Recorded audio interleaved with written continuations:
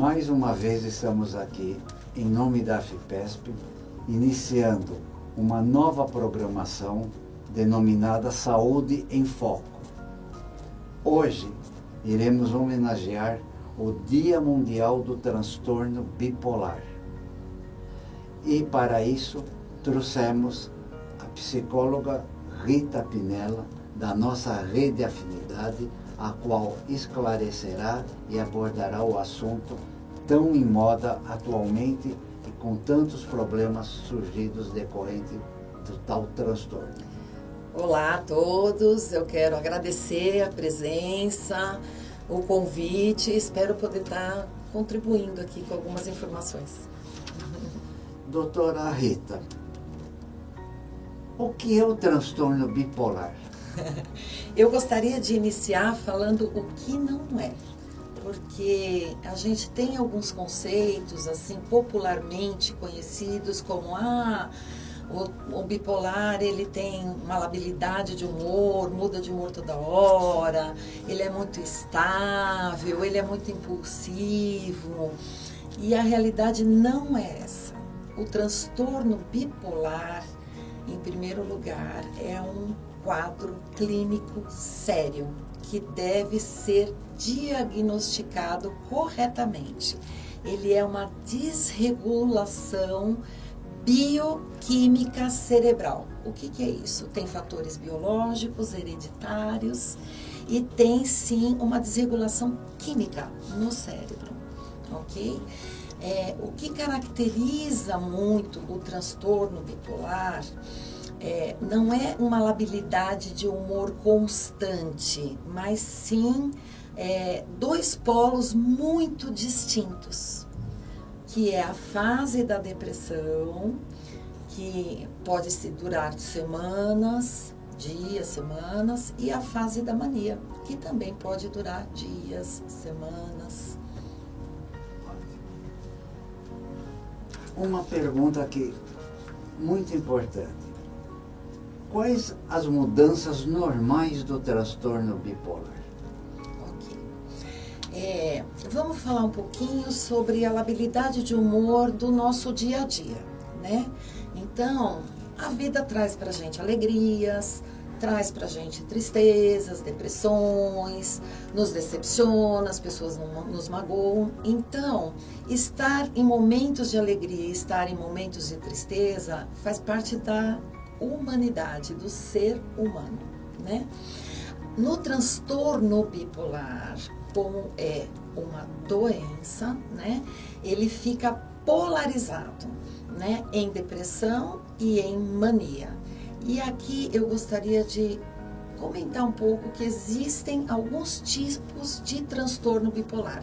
Eu vou comentar sobre dois tipos principais.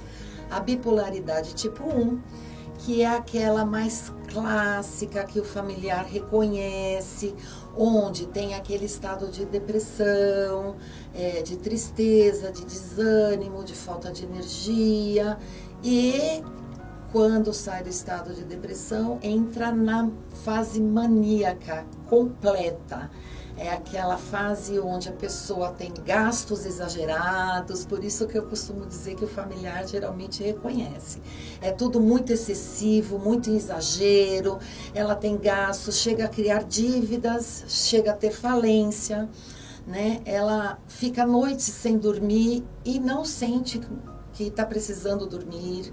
Ela tem movimentos muito exagerados, então ela pede a conta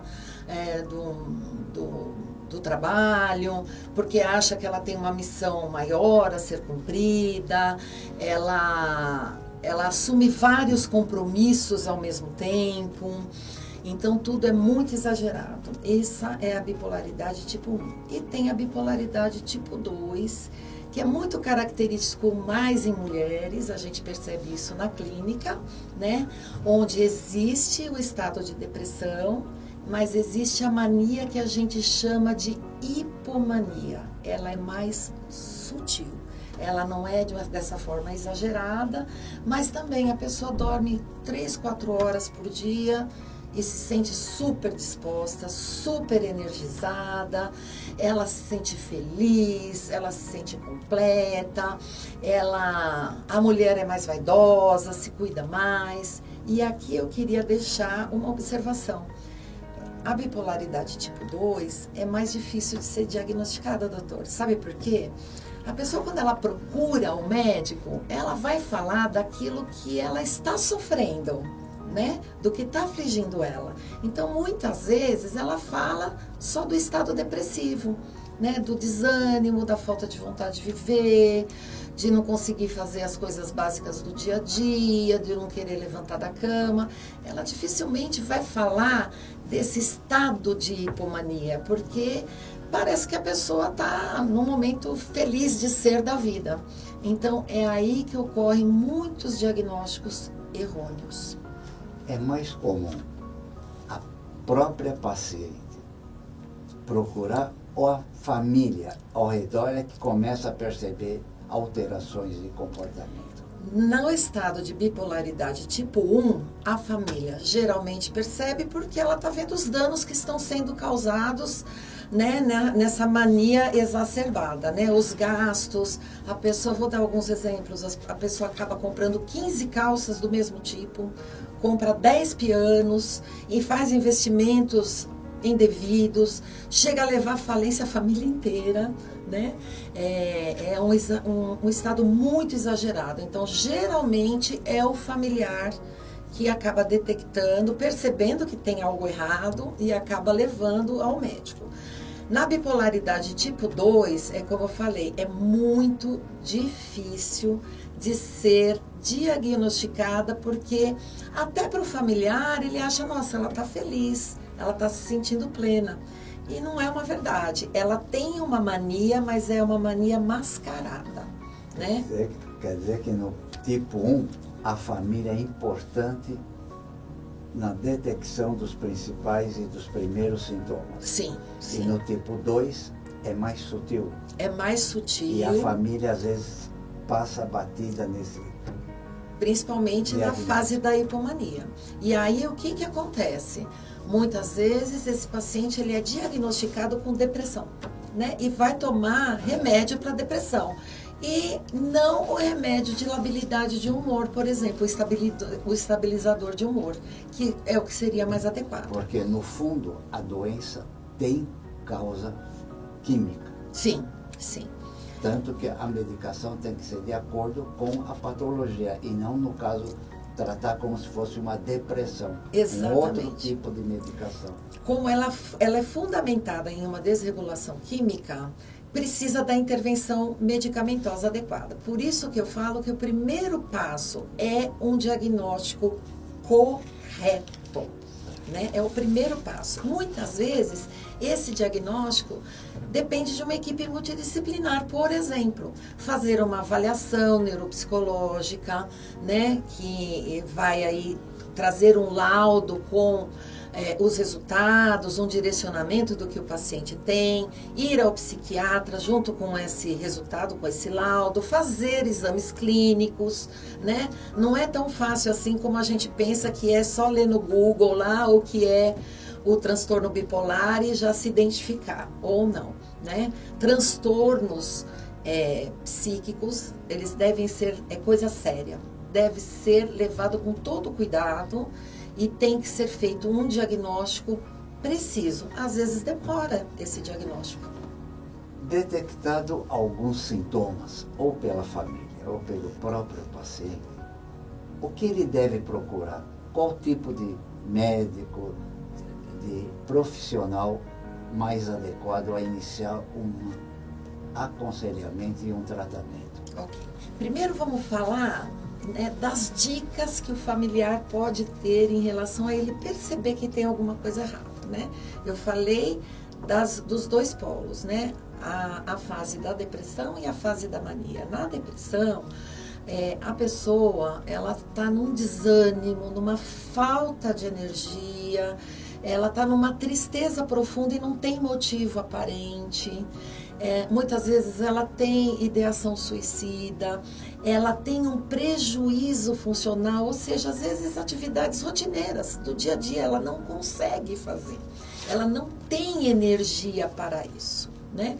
Na fase da mania, já é aquela fase da alegria, da energia total, né? Muitas vezes fica a noite sem dormir, ou no caso da bipolaridade tipo 2, dorme 3, 4 horas por noite e tá com a energia total.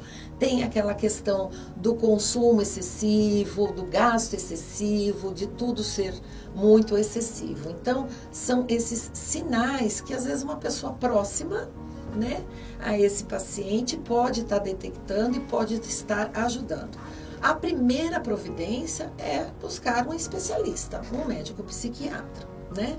Que vai passar por uma consulta, uma avaliação prévia, vai fazer os encaminhamentos necessários, às vezes precisa até de exames clínicos, né, para ver até questões hormonais, no caso da mulher, por exemplo, né, vai fazer indicação provavelmente de uma avaliação neuropsicológica, para depois o médico estar pautado para dar o diagnóstico de uma forma correta, e aí com esse diagnóstico ter o tratamento que muitas vezes não, no caso da bipolaridade, é decisivo a intervenção medicamentosa, que são os estabilizadores de humor, e também o tratamento em psicoterapia, né? Então, assim, o familiar, as pessoas próximas têm uma função muito importante, né, então, de ajuda. Na sua experiência, há pessoas que vivem no seio familiar, então a família é importante no contexto geral inicial a suspeita ou diagnóstico. E a pessoa que não vive num ambiente mais sozinha, é muito pior esse tipo de pessoa quando ela vive sozinha no seu mundo. É assim, quando a pessoa não tem, né, esse apoio familiar ou essa proximidade com outras pessoas, ela mesmo assim, ela sente o sofrimento na fase da depressão e na fase da mania, né? Mesmo na mania excessiva, traz consequências, traz resultados ruins para ela. Muitas vezes, como eu falei, ela tem gastos excessivos, ela vai à falência, ela se endivida, ela tem comportamentos perigosos, às vezes até na direção, uma direção que não é responsável, não dirige de forma responsável. Na sexualidade, ela não tem o cuidado da saúde, né, em relação à sexualidade. Então, ela sofre, né, ela tem sofrimento, tanto na fase da depressão, claro, e também na fase da mania. Então, é contar que ela possa, né, detectar que algo está errado e aí procurar a ajuda médica, né? Ótimo. Acho que esclarecemos bastante o assunto e gostaria que a senhora deixasse o endereço para quem precisar e quiser se dirigir aos cuidados da sua clínica. Bom, primeiro quero agradecer muito por estar aqui, podendo contribuir com um tema muito, muito importante. Gostaria de deixar um recado ainda em relação à bipolaridade, né? Que uma coisa fundamental, as pessoas que estão próximas do paciente, é não achar que é frescura, não diminuir o que o paciente está sentindo, não ter julgamento, não achar que é escolha do paciente, porque não é uma doença. Quero deixar aqui à disposição, a gente tem uma clínica chamada Equilibra Psicologia, que fica no Ipiranga, bem pertinho do metrô. E nós temos uma parceria muito forte com a associação, a gente oferece valores acessíveis aos associados, aos seus dependentes, para realizar a psicoterapia individual ou uma avaliação neuropsicológica. E vou deixar aqui o nosso WhatsApp, que é o 11 97697 4905. Mais uma vez, agradeço a doutora Rita pela grande explicação, pela facilidade com que ela tem sobre o assunto e esperamos brevemente torná-la a ver em nossos programas levando ao associado as maiores ilustrações e benefícios sobre patologias. Obrigado a todos.